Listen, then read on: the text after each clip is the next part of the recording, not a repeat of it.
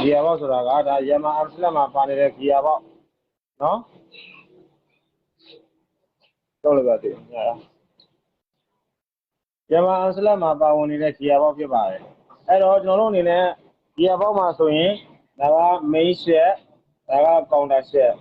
main set ကိုတနည်းအားဖြင့်ကလပ်ဝင်ဆက်လို့ခေါ်ပြီးတော့ counter set ကိုကြတော့တနည်းအားဖြင့် sprocket set လို့ခေါ်ပါတယ်ဘာကြောင့်ခေါ်လဲဆိုရင် sprocket တက်တဲ့ set ဖြစ်နေသည့်အတွက်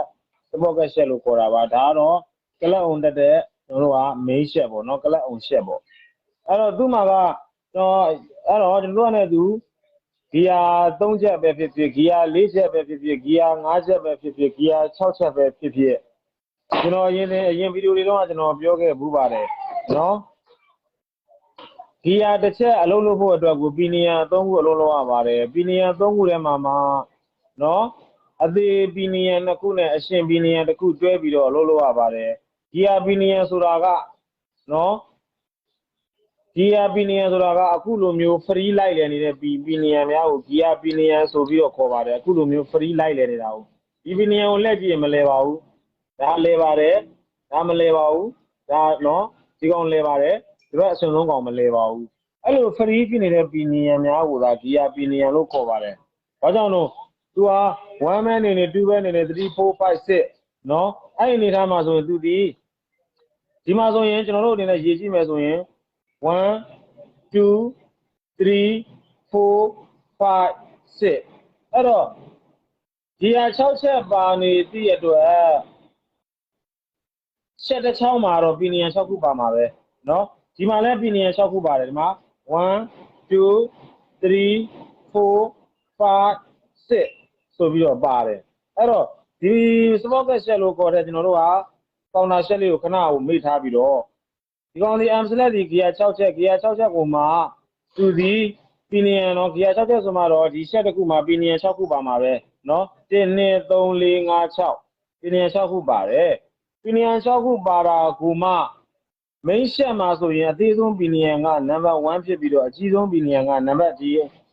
am select မှာဆိုရင်အကြီးဆုံးပီနီယံက number 6ဖြစ်တယ်နော်counter set လို့ခေါ်တဲ့ sprocket set မှာကျတော့အကြီးဆုံးပီနီယံက number 1ဖြစ်ပြီးတော့အသေးဆုံးပီနီယံက number 6ဖြစ်တယ်နော်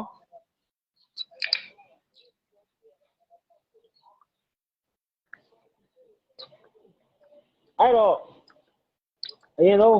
ကျွန်တော်တို့ main set မှာပါဝင်နေတဲ့ main set မှာ gear 1 2 3 4 5 6လို့ခေါ်တဲ့ gear 6ချက်ထဲမှာ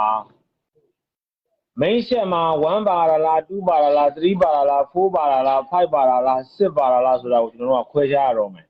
အဲ့တော့ပြောချင်တဲ့အဓိပ္ပာယ်က set နှစ်ချောင်းမှာကတော့ gear 6ချက်ပါနေပြီအဲ့ဒါမှကျွန်တော်တို့အနေနဲ့ main set မှာကဘယ် gear ပါလာလဲ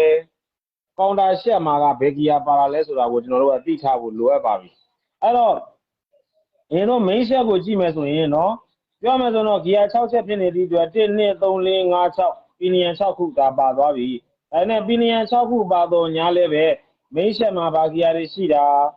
sprocket set မှာဘာ gear တွေရှိတယ်ဆိုတာကျွန်တော်တို့ကခွဲခြားရတော့မယ်အဲ့တော့ကျွန်တော်တို့အနေနဲ့လက်ရှိနေတာမှာဆိုရင် main set မှာဆိုရင်အသေးဆုံးပီနီယံက number 1ဖြစ်ပြီးတော့သူ့တဲ့နည်းနည်းလေးကြီးတာက number 2သူ့တဲ့နည်းနည်းလေးကြီးတာက number 3သူ့တဲ့နည်းနည်းလေးကြီးတာက number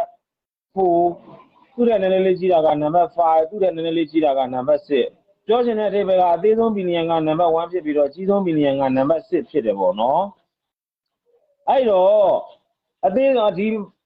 main set မှာဘာ gear ရှိနေလဲဆိုရင်ကျွန်တော်တို့ကကြည့်ရတော့မယ်ကျွန်တော်ပြောခဲ့တယ်အရှင်ပီနီယံများတည်တာ gear ပီနီယံဖြစ်တည်ဒီကောင်ဒီအသေးဒီကောင်ဒီအသေးဒီကောင်ဒီအသေးအဲ့တော့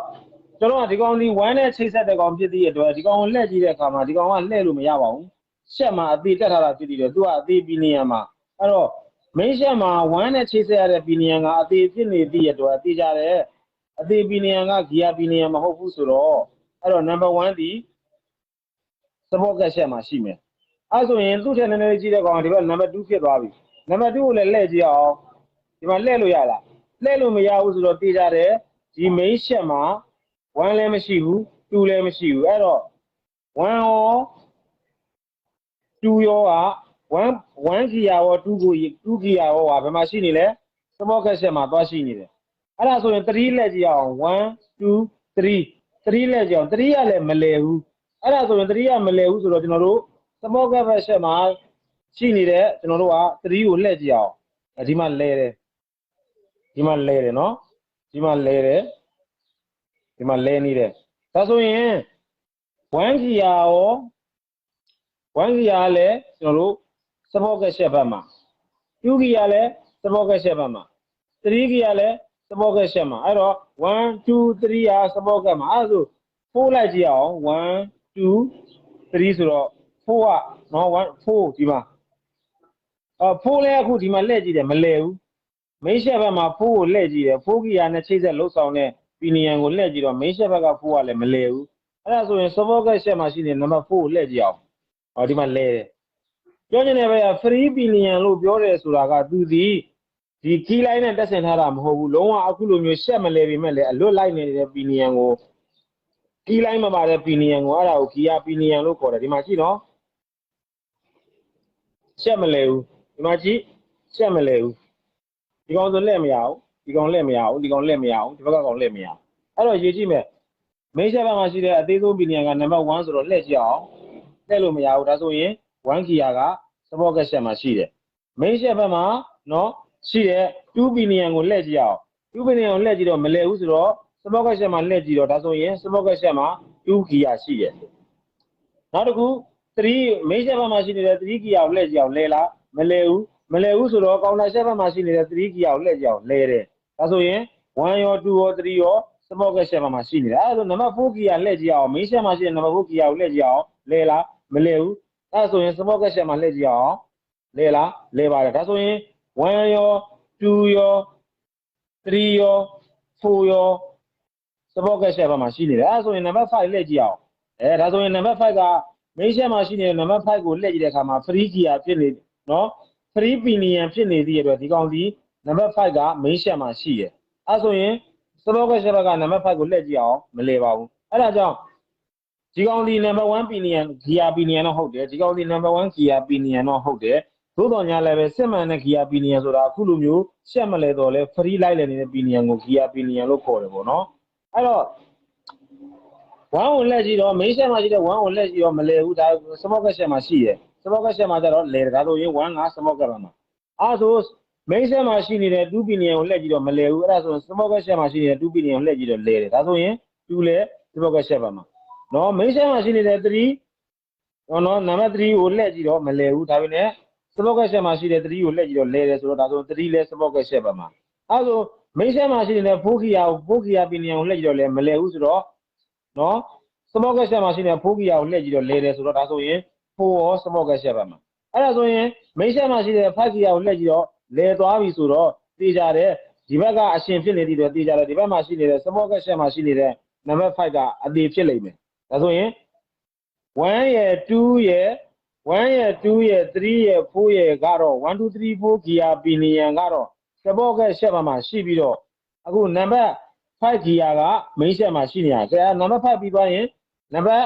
6ကြည့်အောင်နံပါတ်6ကိုကြည့်လိုက်တဲ့အခါမှာဆိုရင်လက်ကြည့်တော့သူလည်းပဲနံပါတ်5တုန်းကလိုပဲเนาะ key line မပါတဲ့เนาะ key line မပါတဲ့เนาะ gear pinion ဖြစ်နေတယ်အဲ့တော့နံပါတ်6ဒီဘက်မှာရှိတယ်ဒါနံပါတ်6ဒီ main set မှာရှိတယ်ဆိုမှတော့ပြကြတဲ့ support ဘက်မှာရှိနေ support ရှက်ဘက်မှာရှိနေတဲ့6 gear pinion ကအသေးဖြစ်ပါလိမ့်မယ်เนาะဒါဆိုရင်ကျွန်တော်တို့က gear box တစ်ခုကိုကြည့်ပြီးတော့ main set မှာဘာ gear ရှိတယ် support ရှက်မှာဘာ gear ရှိတယ်ဆိုတာကိုခွဲခြားပုံခွဲခြားနည်းလေးဖြစ်ပါတယ်ပြောချင်တဲ့အဓိပ္ပာယ်ကအခုလိုမျိုး free လိုက်တယ်ဒီမှာကြည့်နော်1 2နော်1 2 3 4 5 6နော်အဲ့ဒါဒီကောင်လက်ကြည့်အောင်မလဲဘူးနော်ပြောချင်တဲ့ဘက်ကဒီကောင်လဲ1 gear pinion တော့ဟုတ်တယ်ဒီကောင်လဲ1 gear pinion တော့ဟုတ်တယ်ဒါပေမဲ့ဒီကောင်ဒီအသေး pinion ဖြစ်နေလို့ရအသေး pinion ဖြစ်နေသည့်အတွက်ဒီကောင်ကိုသာ gear pinion လို့ခေါ်ပါတယ်အဲ့တော့2 gear pinion မှာလဲဒီကောင်လဲ2ဒီကောင်လဲ2ဒါပေမဲ့ဒီကောင်ဒီအသေးဖြစ်နေသည့်အတွက်အရှင် pinion ဖြစ်တဲ့ key line မပါတဲ့ pinion ကိုသာ gear pinion လို့ခေါ်တယ်နံပါတ်3 gear pinion 3 gear pinion မှာလဲဒီကောင်ကိုလက်ကြည့်တော့အရှင်ဒီသူနဲ့တန်းတန်းကောင်လက်ကြည့်တော့အသေးဆိုတော့သူလဲ3 gear pinion တော့မှန်တယ်သူလဲ3 gear pinion တော့မှန်တယ်ဒါပေမဲ့လည်းအခုလိုမျိုး ရှက်မလဲပဲနဲ့အလွတ်လိုက်နေတဲ့ပီနီယံကိုလား3 gear ပီနီယံလို့ခေါ်တယ်နော်အဲ့ဒါဆိုရင်4 gear ပီနီယံ4 gear ပီနီယံကိုလှည့်ကြည့်တော့လည်းမလဲဘူးဒီဘက်မှာရှိတဲ့4 gear ပီနီယံကိုလှည့်ကြည့်တော့လဲတယ်ဆိုတော့ဒါဒီကောင်လဲ4 gear ပီနီယံပဲဒါလဲ4 gear ပီနီယံပဲဒါပေမဲ့လည်းကျွန်တော်တို့ဒီကောင်ကိုပဲ4 gear အလွတ်လိုက်တဲ့ကောင်ကိုပဲ4 gear ပီနီယံလို့ခေါ်တယ်အဲ့နံပါတ်5လှည့်ကြည့်အောင်နံပါတ်5လှည့်ကြည့်တော့မိတ်ဆက်မှာလှည့်ကြည့်တော့လဲတယ်ဒီဘက်မှာလှည့်ကြည့်တော့မလဲဘူးဒါပေမဲ့ဒီကောင်ဒီနံပါတ်5 gear ပီနီယံမဲ့ဒီကောင်လဲနံပါတ်5 gear ပီနီယံမဲ့နံပါတ်5ကိုလှုပ်ဆောင်ပေးရတာနော်ဘာကြောင့်သူ့ကိုနံပါတ်5 gear ပီနီယံနံပါတ်5 gear ပီနီယံနဲ့ချိတ်ဆက်တဲ့ကောင်မို့လို့နံပါတ်5 gear ပီနီယံခေါ်ပေမဲ့လည်းသူဒီနံပါတ်5 gear ပီနီယံလို့ကျွန်တော်တို့သွားခေါ်လို့မရတော့ဘူးဘာကြောင့်လို့ဆိုတော့သူဒီနံပါတ်5 gear ပီနီယံစစ်မဟုတ်ဘူးလေဒီမှာနံပါတ်1ဝင်မှုအတွက်လဲနံပါတ်1 gear ရဖို့အတွက်လဲသူဒီမလုပ်ပြရတော့အခုလိုမျိုးချိတ်ပေးရတယ်ပြီးတော့ရင်နံပါတ်1နေမလားဆိုတော့မဟုတ်ဘူး1 2နော်1 2 3 4နံပါတ်4 gear ဝင်မှုအတွက်လဲသူကအလုပ်လုပ်ပေးရတယ်အဲ့ဒါကြောင့်သူ့ကို gear ပီနီယံလို့မခေါ်တော့အသေးပီနီယံကို gear ပီနီယံလို့မခေါ်တော့ဘူးအရှင်ပီနီယံကိုလား gear ပီနီယံလို့ခေါ်တယ်အဲ့တော့ Yamaha M/150 ရဲ့နော် gear ဘောက်မှာပါဝင်နေတဲ့ gear ပီနီယံနော် gear 6ချက်တည်းကနေမှာပီနီယံ1ခု2ခု3ခု4ခု5ခု6ခုတည်းကမှာမိတ်ဆက်မှာဘာ gear တွေရှိနေတယ်ကောင်တာဆက်မှာဘာ gear တွေရှိနေဆိုတာကိုခွဲခြားပြတာပါအဲ့တော့ကျွန်တော်အနေနဲ့လက်ရှိအနေထားမှာဆိုရင်အများကြီးမပြောတော့ဘူးဒါဆိုင်ငယ်မှာရှိတဲ့ gear ဘောက်နော်ဆိုင်ငယ်မှာရှိတဲ့ gear ဘောက်ကိုကျွန်တော်တို့တစ်ချက်လောက်ဆက်နှိုးကြည့်အောင်သဘောပြောပြတာပေါ့နော်ကဲကျွန်တော်ဆက်နှိုးလိုက်ပြီဒါဆိုရင်ဆက်နှိုးနေတာပါဒါဆိုရင်ဆက်နှိုးနေတာဆက်နှိုးသွားတဲ့အခါမှာကလောက်ဝင်ချက်ကလိုက်လေတော့လဲဒီမှာရှိတဲ့စပေါက်ကချက်ကလိုက်လေလားမလဲဘူးနော်ဘယ်ချိန်မှလဲမှာလဲဂီယာဝင်တဲ့အချိန်မှလဲရမှာပေါ့အခုလောလောဆယ်မှာဂီယာဝင်နေပြီလားမဝင်သေးပါဘူးအခုလောလောဆယ်မှာဂီယာမဝင်သေးတဲ့အတွက်စပေါက်ကချက်နော်စပေါက်ကချက်လိုက်မလဲတာဖြစ်ပါတယ်နော်အခုလောလောဆယ်မှာဆိုရင်ဆိုင်ကယ်နိုးနေတော့လဲစပေါမင်းချက်လဲတော့လဲစပေါကချက်လိုက်မလဲအဲ့ဒါကျွန်တော်ကနံပါတ်1 gear ပီနီယံကဘယ်မှာလဲနံပါတ်1 gear ပီနီယံကစပေါကချက်မှာရှိနေပါတယ်စပေါကချက်ဘက်မှာရှိနေတဲ့အရှင်ပီနီယံကိုအရှင်ပီနီယံနံပါတ်1ကိုမင်းချက်မှာရှိနေတဲ့အသေးပီနီယံကချိတ်ပြီးဆွဲတော့လဲဒီချက်လိုက်လေပြီလားမလဲသေးဘူးနော်ကြည့်နော်ဘာကြောင့်လဲ gear တစ်ချက်ဖြစ်ပေါ်ဖို့အရေးကိုပီနီယံ3ခုအလုပ်လုပ်ရတယ်လက်ရှိအနေထားမှာဆိုရင်ဆိုင်ငယ်ကတော့နိုးနေပြီမိတ်ဆက်မှာရှိတဲ့နံပါတ်1ပီနီယံနဲ့ကောင်တာဆက်မှာရှိနေတဲ့နံပါတ်1ပီနီယံနှစ်ခုကအလုံးလုံးတော့လဲအသေးနဲ့အရှင်ဖြစ်နေသည့်အတွက်ဘယ်လိုမှနော် gear transmission ဖြစ်မှာမဟုတ်သေးပါဘူးနော်အဲ့တော့ကျွန်တော်တို့ဒီ gear ချိတ်ဆက်သွားဖို့အရေးဆိုရင်ပီနီယံလက်ရှိအနေထားမှာဆိုရင်ဆက်နှိုးထားတဲ့အနေထားမှာဆိုရင်ပီနီယံနှစ်ခုကအလုံးလုံးပါတယ်နံပါတ်1မှာအဲ့တော့ကျွန်တော်ပြောခဲ့တယ် gear တစ်ချက်လုပ်ဖို့အရေးကိုပီနီယံ3ခုလုံးလုပ်ရတယ်အခုလောဆယ်မှာ2ခုပဲအလုံးလုံးလို့ရတယ်အဲ့တော့ကျွန်တော်တို့က3ခုအလုံးလုံးခိုင်းလိုက်ပါမယ်အဲ့တော့နံပါတ်1ဆိုရင်controller ကနေပြီးတော့ကွာအနေပြီးတော့ဒီဘက်ကိုထည့်ပေးလိုက်တာပါအဲ့လိုထည့်ပေးလိုက်တာပါထည့်ပေးလိုက်မှလားကျွန်တော်တို့ကဒီဘက်မှာရှိနေတဲ့နော်ကျွန်တော်တို့အခုလက်ရှိအနေထားမှာဆိုရင်ဒီမှာနောက်မှာရှိနေတဲ့ support cache လိုက်လဲပါပြီ support cache လိုက်လဲပါပြီဆိုတာဘာကြောင့်လဲ gear တစ်ချက်လှုပ်ဆောင်မှုအတွက်ကိုအသေးပီနီယံနှစ်ခုနဲ့အသေးပီနီယံနှစ်ခုနဲ့အရှင်ပီနီယံတစ်ခုအလုပ်လုပ်ရပါတယ်နော်နံပါတ်2မှာလည်းထုံးနည်း၎င်းမယ်မိတ်ဆက်လဲလို့နော်မိတ်ဆက်လဲလို့မိတ်ဆက်မှာရှိတဲ့နံပါတ်2ပီနီယံအသေးကလိုက်လဲတော့လဲစပေါက်ကချက်မှာရှိနေတဲ့အရှင်ပီနီယံကိုချိတ်ဆွဲတာဖြစ်တဲ့အတွက်ပီနီယံနှစ်ခုတည်းနဲ့အလုံးမလုပ်သေးပါအဲ့တော့နံပါတ်2 gear ထိုးခြင်းလဲဆိုရင် controller ကနေပြီးတော့ဒီဘက်ကိုတွန်းပေးလိုက်တာ ਨੇ ဒါဆိုရင်အသေးပီနီယံနှစ်ခုနဲ့အရှင်ပီနီယံတစ်ခုပေါင်းပြီးတော့နံပါတ်2 gear ဝင်သွားပါပြီနံပါတ်2 gear ဝင်တော့နောက်ကစပေါက်ကချက်လိုက်လဲပါပြီဒါတော့နော်Yamaha M/150မှာပါနေတဲ့ gear 6ချက်ရဲ့နော် gear ပီနီယံရောနော်မိတ်ဆက်မှာဘာဂီယာရှိတယ်စပေါက်ကချက်မှာဘာဂီယာရှိတာကိုခွဲခြားပြခြင်းဖြစ်တယ်ပေါ့နော်အဲ့တော့ကျွန်တော်တို့ဆိုင်ငယ်ကြီးလာနဲ့ဂီယာပေါက်မှာမိတ်ဂီယာနော်ဂီယာ6ချက်ဖြစ်နေတဲ့အတွက်ပီနီယံ6ခုစီပါတယ်1 2 3 4 5 6ပီနီယံ6ခုပါတာဟိုမှာမိတ်ဆက်မှာဘာဂီယာရှိတယ်စပေါက်ကချက်မှာဘာဂီယာရှိတယ်အခုလောဆယ် M/1မှာဆိုရင်ကျွန်တော်တို့မိတ်ဆက်မှာက5ဂီယာနဲ့6ဂီယာရှိတယ်စပေါက်ကချက်မှာကကျွန်တော်တို့ကဘာဂီယာရှိတယ်ဆိုတော့1ဂီယာရှိတယ်1 gear ရှိတယ်2 gear ရှိတယ်3 gear ရှိတယ်4 gear ရှိတယ်เนาะအဲ့တော့Yamaha M/150ရဲ့စပေါက်ကချက်မှာက gear က1 2 3 4ရှိပြီးတော့ main ချက်မှာကျတော့5 6ရှိပါတယ်ဒါကတော့Yamaha M/1ရဲ့ gear ဘောက်ရဲ့လှုပ်ဆောင်မှုလေးကိုကျွန်တော်ရဲ့ workshop ညီကိုများထံကို နော်ရှင်းပြပေးခြင်းဖြစ်ပါတယ်နားလည်းရလားမသိဘူးနော်ကျွန်တော်ရှင်းပြတာကအတန်ကြီးလင်ပြသားမှုရှိပါရဲ့လားကိုအောင်စုမင်္ဂလာပါအဲ့ဆိုရင်ရော့ဟုတ်ကဲ့နော်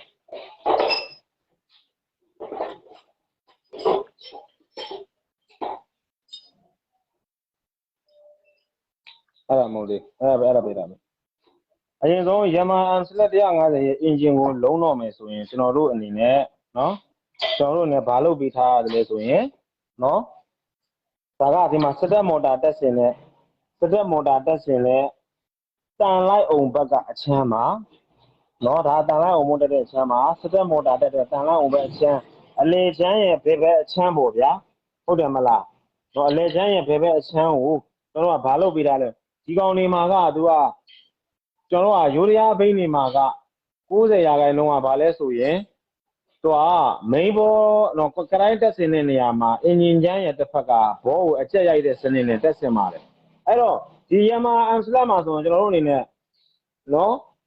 အကျက်ရိုက်တဲ့စနစ်ဘောရဲ့ကရိုင်းရဲ့ကိုအကျက်ရိုက်တဲ့ဘတ်ချမ်းကတန်လိုက်အောင်ဘတ်ချမ်းဖြစ်နေသည့်အတွက်ကရိုင်းကိုတန်လိုက်အောင်ဘတ်ချမ်းမှာအရင်ထည့်ပါတယ်နော်ကျွန်တော်တို့ပုံမှန်ဝေးကျွန်တော်တို့ဝေး1တိုင်းတို့ဝေး125 iron တွေမှာကြတော့သူကကရိုင်းကိုအကျက်ရိုက်တဲ့အချမ်းဟာကလောက်အောင်ဘက်ကညာဘက်အင်ဂျင်ချမ်းနှစ်ချမ်းရဲ့ညာဘက်အချမ်းကလောက်အောင်တက်တဲ့အချမ်းဖြစ်ပြီးတော့ FZ တွေ R15 တွေ CBR တွေ Amstel တွေမှာကြတော့ကရိုင်းကိုအကျက်ရိုက်တဲ့အချမ်းကတန်လိုက်အောင်ဘက်ချမ်းဖြစ်ပါတယ်အဲ့ဒါကြောင့်ကျွန်တော်တို့ဒီအင်ဂျင်လုံးတဲ့အခါမှာကရိုင်းကိုအကျက်ရိုက်တဲ့အချမ်းဘက်ကိုကရိုင်းကိုအရင်ထည့်ထားရပါတယ်ဒါမှသာကျွန်တော်တို့ကပုံမလွယ်ကူမြန်ဆန်မှာဖြစ်ပါတယ်ပေါ့နော်အဲ့ဒါကြောင့်ကျွန်တော်တို့ကအကျက်ရိုက်တဲ့ဘက်ဖြစ်တဲ့တန်လိုက်အောင်ဘက်ချမ်းမှာကရိုင်းကိုတက်ဆင်ပြီးသွားပါပြီတက်ဆင်ပြီးတော့တရုတ်ဘင်းဒီမှာဆိုရင်တော့သူဒီကရိုင်းထည့်တဲ့အချမ်းမှာပဲဂီယာဘောက်ကိုလုံးပါတယ်နော်ကရိုင်းတက်ဆင်ထားတဲ့အချမ်းမှာပဲကရိုင်းကိုဒီဘက်အချမ်းမှာထည့်တယ်ဒီဘောက်ကိုလည်းဒီဘက်ချမ်းမှာထည့်တယ်ပြီးမှကလောက်အောင်ချမ်းကိုဆွဲအုပ်လိုက်တယ်ဒါနဲ့ဒီဘင်းမှာကျတော့အဲ့လိုမဟုတ်တော့ဘဲနဲ့နော်ကရိုင်းကိုအချက်ရိုက်ထားတဲ့တန်လိုင်းအောင်ဘက်ချမ်းမှာကရိုင်းကိုအရင်ထည့်လိုက်တယ်ထည့်ပြီးတော့သူဒီဘာလုပ်မလဲဆိုရင်ဂီယာဘောက်ကိုကြတော့ကျွန်တော်တို့ကလပ်အောင်ဘက်ချမ်းမှာလာပြီးတော့စီရပါမယ်နော်ဂီယာဘောက်ကိုကြတော့ကျွန်တော်တို့ကကလပ်အောင်ဘက်ချမ်းမှာလာပြီးတော့စီရပါမယ်နော်ကလပ်စီ1လေးပေးပါဦး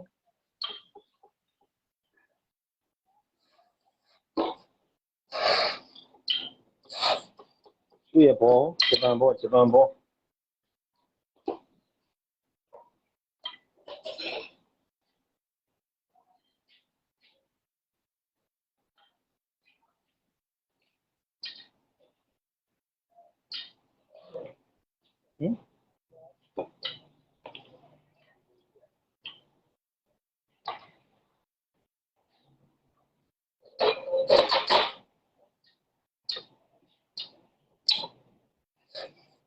ဒီဘောတစ်လုံးကို9000ပေးရပါတယ်နော်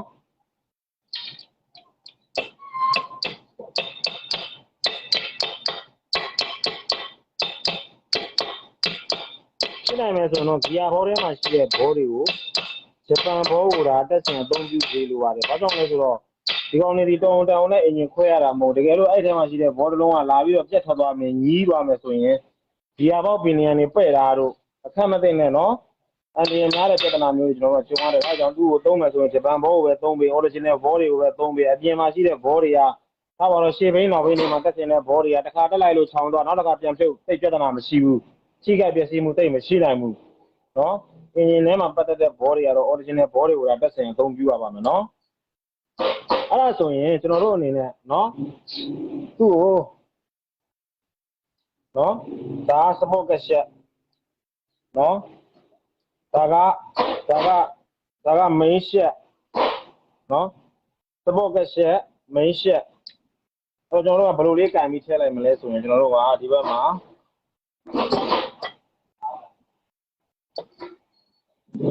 ဒီနေ့စံပိတ်တယ်လို့ပြောတယ်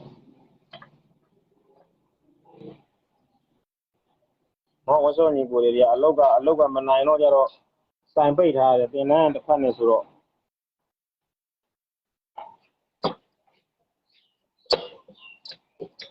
နော်အဲ့တော့ခုနကတော့ဂီယာပီနီယံအကြောင်းတွေကိုကျွန်တော်ရှင်းပြခဲ့ပြီးဖြစ်တယ်ပေါ့နော်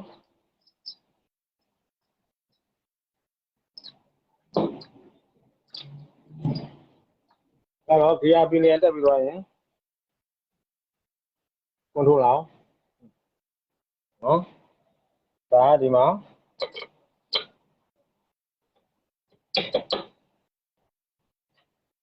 โอเคနော်ဒါ controller အဲ့တော့ဆရာကြီးကျွန်တော်တို့ကဒီမှာ controller เนาะကျွန်တော်တို့ဒီမှာရှိနေတဲ့ controller ကွာ3ခုရှိပြီကျွန်တော်ဗျာဖြုတ်တုံးကလည်းနံပါတ်တွေကြည့်တော့ကြည့်တယ်လွဲကုန်ပြီဒီမှာတော့ C6 တဲ့ C6 တဲ့ဒီမှာ 3C1 တဲ့ L5 တဲ့ဒီမှာ 3C1 တဲ့ R6 တဲ့ C6 တဲ့အဲ့တော့ကျွန်တော်ပြောတာကတော့ဖြစ်နိုင်မယ်ဆိုရင်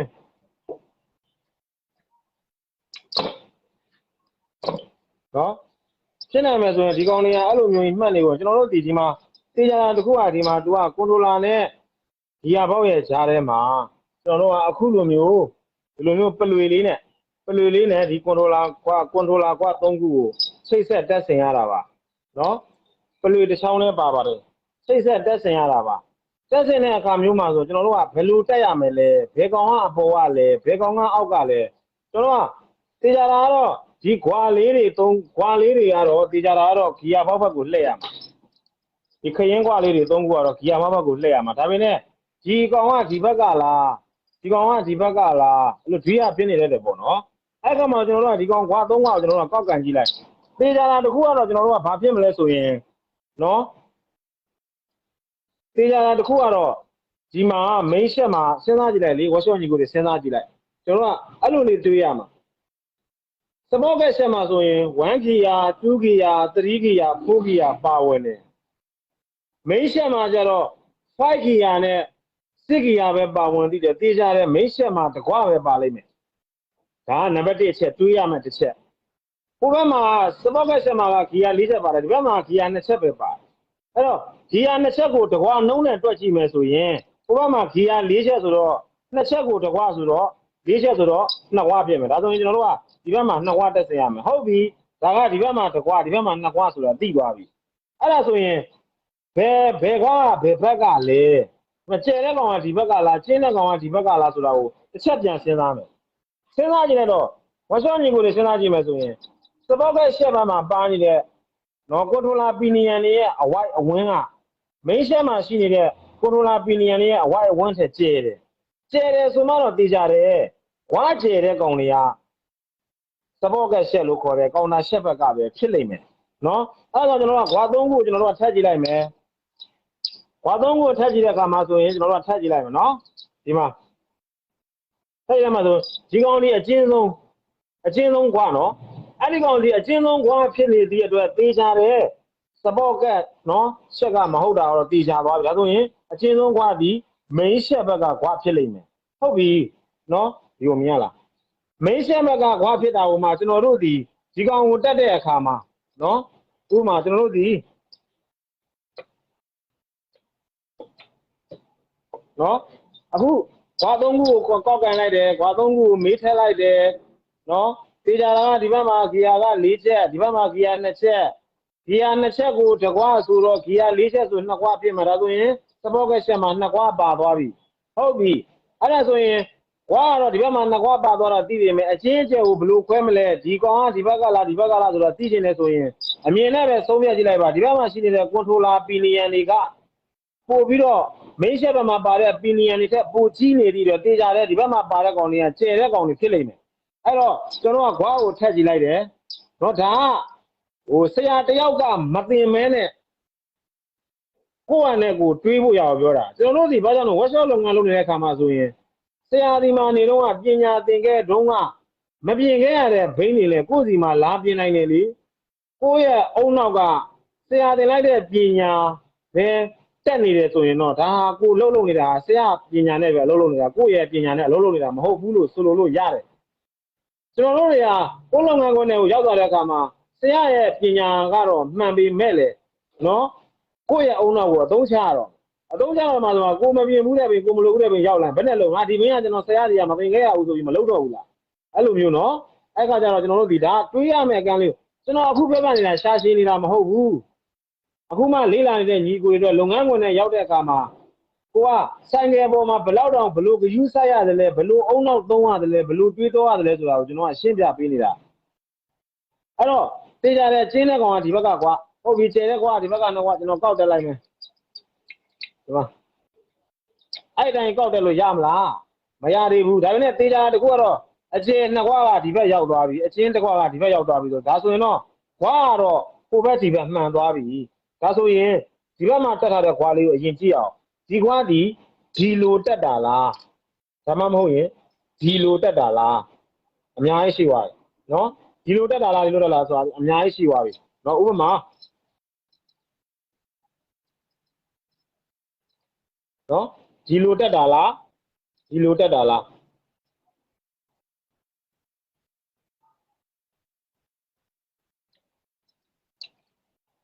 နော်ကဲအခုကျွန်တော်ဒီလိုတက်ထားကြည့်လိုက်တယ်နော်အခုဒီလိုကျွန်တော်ဒီလိုတက်ထားကြည့်လိုက်တယ်နော်ဒီဘက်ကနှစ်ကွာကိုမစင်းသားသေးဘူးဒီဘက်ကကွာပဲစင်းသားမတက်ကြည့်လိုက်တယ်နော်တက်ကြည့်တော့ကျွန်တော်ထားပါတော့ဥပမာကျွန်တော်ပင်လေးထိုးကြည့်အောင်ဥပမာပင်လေးထိုးကြည့်မယ်နော်အပေါ်အောက်လေးနဲ့တွင်းကြည့်မယ်အပေါ်အောက်လေးနဲ့တွင်းကြည့်မယ်โอเคအဲ့ဒါဆိုကျွန်တော်တို့နောက်တစ်မျိုးတက်ကြည့်အောင်မှောက်ရတက်ကြည့်အောင်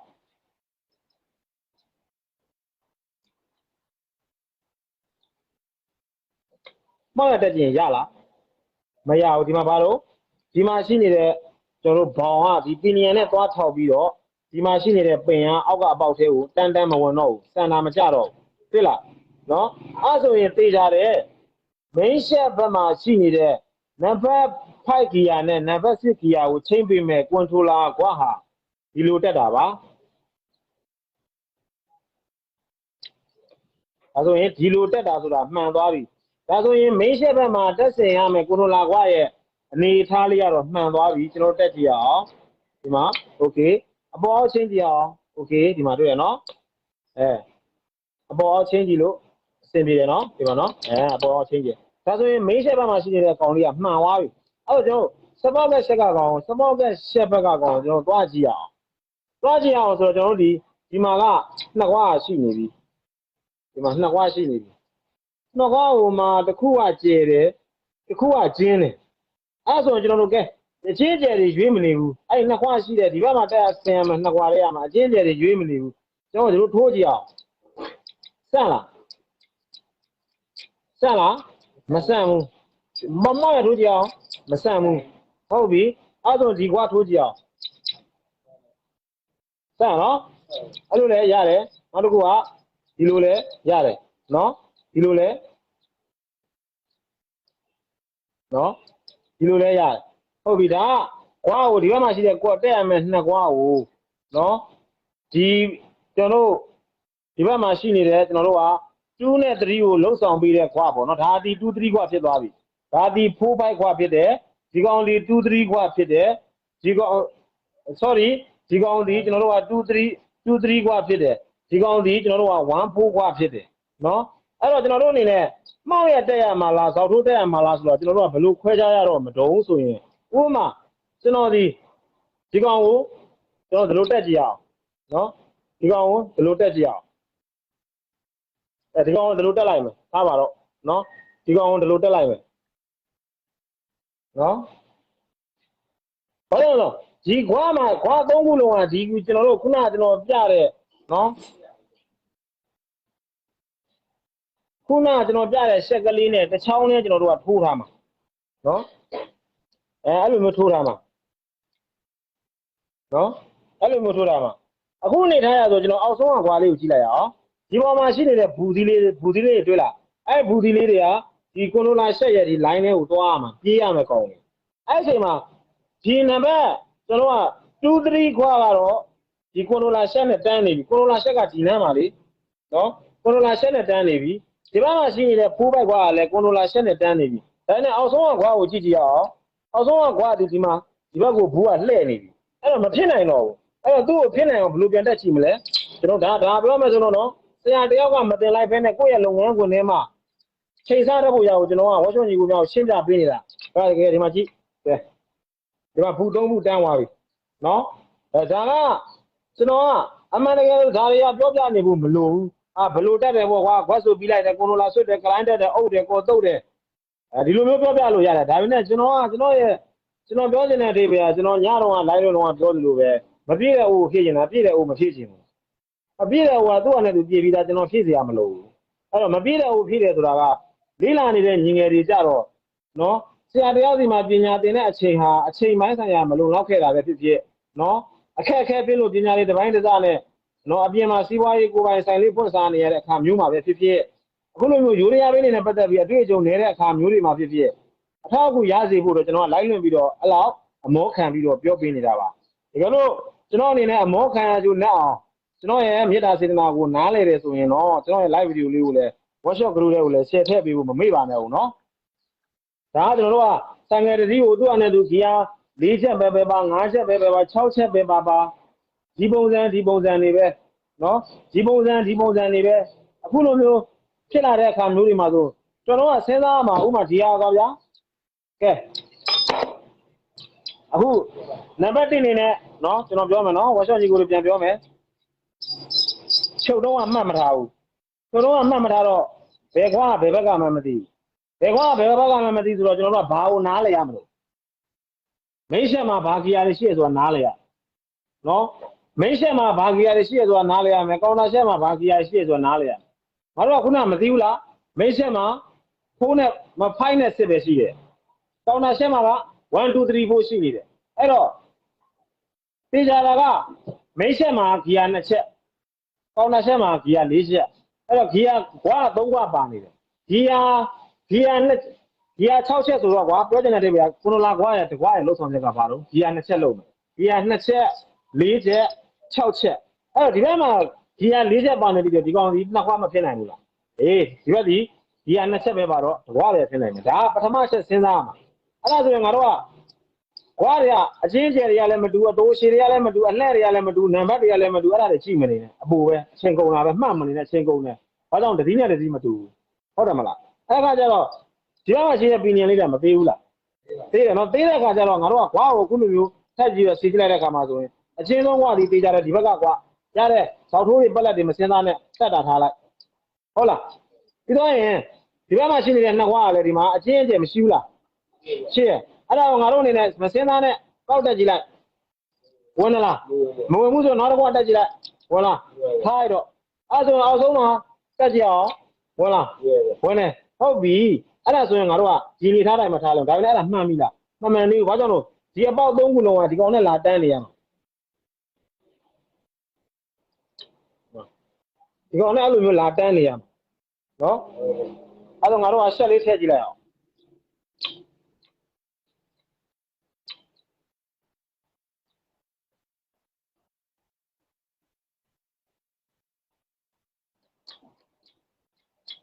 အဲ့ဒါဟုတ်တယ်လားအဲ့နေလားဟုတ်တယ်လားဆရာခုနပြောခဲ့တယ်ဒီကောင်3ခုလုံးကတန်းနေတာနဲ့အဆင်ပြေပြီလို့ပြောခဲ့လားမပြောသေးဘူးနော်ခုနငါတို့ဗာပြောခဲ့လေဒါဆိုရင်ဒီခွာရဲ့အလှည့်ကမှန်နိုင်လားမှန်လားဒီခွာရဲ့အလှည့်ကမှန်လားမှန်တယ်လေဒီမှာကိုလိုလာရှက်ကဒီမှာရှိနေတယ်လေကွာသူ့ရဲ့ဆန္ဒကဒီမှာရှိနေတယ်သူ့ရဲ့ငုတ်ကဒီလိုဆိုမှန်မလားစဉ်းစားကြည့်စမ်းဒီလိုဆိုမှန်မလားဒီကောင်ကကိုလိုလာရှက်သေးကိုသွားရမှာလေအဲ့တော့ဒီကောင်ဒီလိုဆိုမှန်လားအဲ့ဒါမှန်သွားပြီဟုတ်ပြီအဲ့ဒီနောက်ဆုံးအောက်ဆုံးတစ်ခွကြည့်ကြည့်အောင်အောက်ဆုံးတစ်ခွကြည့်ကြည့်မယ်ဒါမှန်လားဘာလို့လဲဟိုကဒီကဘူဒီလေးကကိုလိုလာရှက်ဘက်ကိုလှည့်နေရမှာနော်ဆိုအဆုံးခွဒီလိုအဲဆိုရင်ဒီနှစ်ခွတော့မှန်သွားပြီဒါဆိုရင်ဒီခွကတော့တန်းနေတယ်မှန်တယ်လို့ထင်လားမမှန်ဘူးဆိုတော့ဘာကြောင့်လဲဟိုထဲမှာတွေ့လားပီနီယံနဲ့တော့ထောက်နေနော်အဲ့တော့ဒီလိုပြောင်းပြန်တက်ကြည့်အောင်ပီနီယံနဲ့ထောက်လားအေးအဲ့လိုပြောတာနော်အဲ့လိုမျိုးစဉ်းစားရမယ်အုံတော့သုံးရမယ်ဆရာကြီးအာမကိုနဲ့နော်ဒီဆိုတာကကိုယ်ပိုင်အုံတော့မရှိရင်အလကားပဲ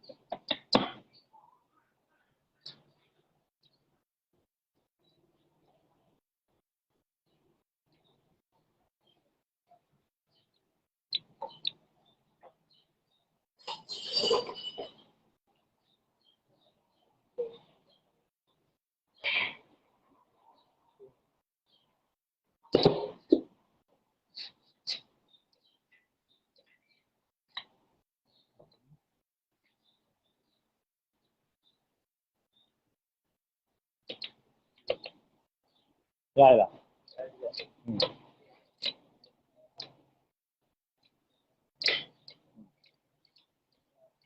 အခုလက်ရှိနေထားမှာဆိုဘာဂီယာရှိနေတော့လာကြည့်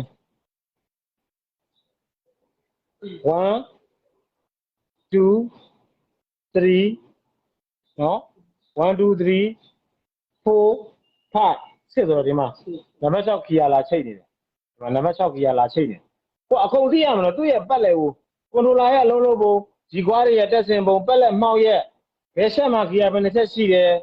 ဒီကတစ်ချက်လုံးလုံးပုံရေကိုပီနီယံဘယ်နှစ်ခုလုံးလုံးရတယ်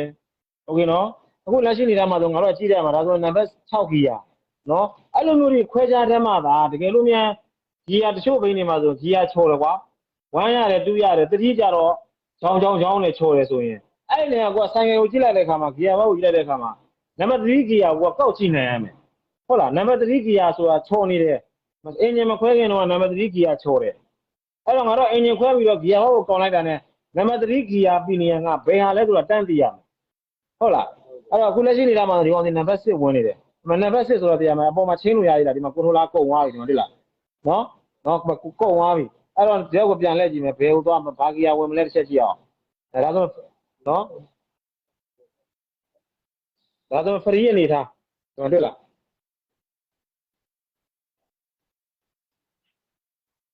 ဒါဆိုဖရီးအနေထားအဲ့ဆိုနောက်တော့ငါတို့ထပ်ရွှေ့ကြည့်အောင်ဘာဂီယာဝင်သွားမလဲဆိုဟောဒီမှာအောက်ဆုံးက1 2 3 4 5 6ဟော sorry ခုန1 2 3 4 5 6ဆိုတော့ခုနက6ခီယာဝင်တာကွာ6ပြီးရင်ငါတို့အပေါ်ကိုတစ်ချက်ပြန်ကလော့မှာမလားမ sorry အောက်ကိုတစ်ချက်ပြန်နေရမှာအောက်ကိုတစ်ချက်ပြန်နေ6ပြီးရင်ဘာဖြစ်မလို့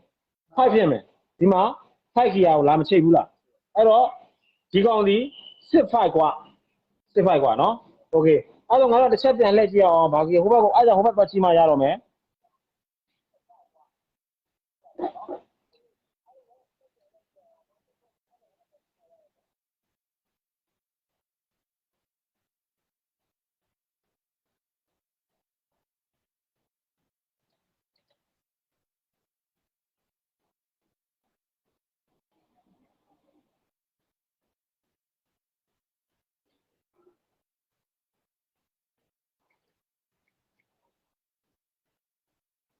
စစ်ပြီးတော့ငါတို့ကဘာတော့ဖိုးကြည့်ရတော့မှာအဲ့တော့1 2 3 4ဒီမှာဖိုးကြည့်ရတော့မှာနော်ဖိုးကိုကြည့်ရမယ်နော်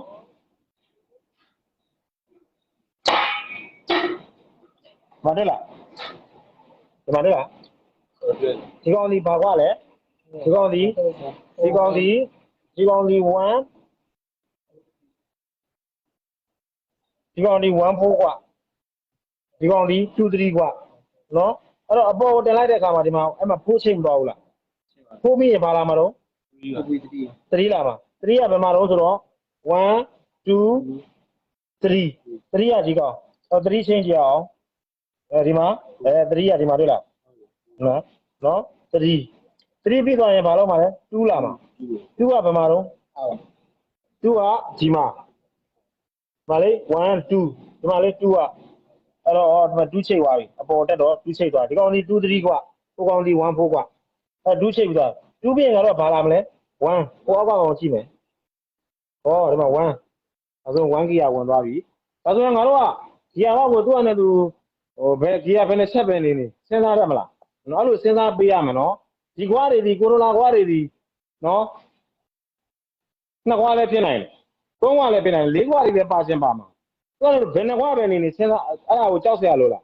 မလုံးတော့ပီနီယံတွေအခုချက်တစ်ချောင်းမှာ6ခုပါတကယ်လို့ဂီယာ9ချက်ဖြစ်လာရင်9ခုပါမလားဘူးလားအဲ့ဒါ9ခုပါလာပြီနဲ့ဂီယာဘောက်သဘောတရားကွာသွားလားဘာလို့ဂီယာတစ်ချက်မှာပီနီယံ3ခုလို့လို့ရတယ်ဒါပြီးရင်ရပြီနောက်တစ်ခုကဘယ်ချက်မှာဘာဂီယာရှိတယ်ဆိုတာခွဲခြားတဲ့ရင်ရပြီနော်နောက်တစ်ခုကဂီယာတစ်ချက်လို့လို့ရေကိုပီနီယံ3ခုလို့လို့ရတယ်အဲ့ပီနီယံ3ခုမှာအသေး2ခုအရှင်1ခုလို့ရတယ်ဆိုတာသိရင်ရပြီနော်ကြောက်စရာလို့လားမလို့ဘူးဟုတ်ကဲ့နော်အဓိကမင်းတို့ကဆိုင်ငယ်တွေအားလုံးဆိုင်ငယ်အမျိုးအစားတွေအားလုံးကိုပြုပြင်နော်ပြုပြင်တတ်ဖို့ပြုပြင်ဘူးဖို့လုပ်တတ်ဖို့လိုသလားမလိုဘူးဆိုင်ငယ်ရဲ့သဘောတရားကိုဂီယာဘောက်ဆိုဂီယာဘောက်ရဲ့သဘောတရားကိုနားလည်ဖို့လိုတာသဘောတရားပြောမယ်ဒီတတိအကြောင်းပြောလိုက်တာနဲ့ဒါနဲ့မတူတဲ့နောက်တဲ့တတိလာရင်လည်းပြင်တတ်ရမယ် နော်စဉ်းစားတဲ့နော်ဒါကတော့ကျွန်တော်တို့ဂီယာပေါက်တက်စင်ပုံလေးကိုကျွန်တော်ရဲ့လက်တွေ့သင်တန်းသားတွေရောနော် online ပေါ်ကကျွန်တော် online သင်တန်းမှာတက်ရောက်နေတဲ့ online သင်တန်းသားတွေရောနော်နောက်တစ်ခုက Facebook ပေါ်ကနေပြီးတော့ကျွန်တော်ရဲ့ wall ရဲ့ friend တွေကျွန်တော်ရဲ့ follower တွေအားလုံးဒီ live video ကနေပြီးတော့ဒါနော် live လွှင့်သင်ကြားပေးခြင်းဖြစ်ပါတယ်ဒါနဲ့ဦးသက်စောဦးမင်္ဂလာပါဟုတ်ကဲ့ပါ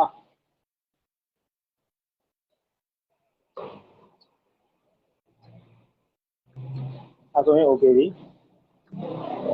ကောင်တာချက်ပေါ့ဒါလေးကတော့ကျွန်တော်တို့ကကောင်တာဝေတုံးလေးပါနော်ဒါလေးကကောင်တာဝေတုံးလေးကသူကအကြီးကသူ့ရဲ့နော်သူ့ရဲ့ purpose ရည်ရွယ်ချက်သူ့ရဲ့တက်ဆင်ထားတဲ့ရည်ရွယ်ချက်လေးကဘာလေးလဲဆိုရင်ကျွန်တော်တို့ဒီဆိုင်ငယ်အင်ဂျင်လေးဆိုတာက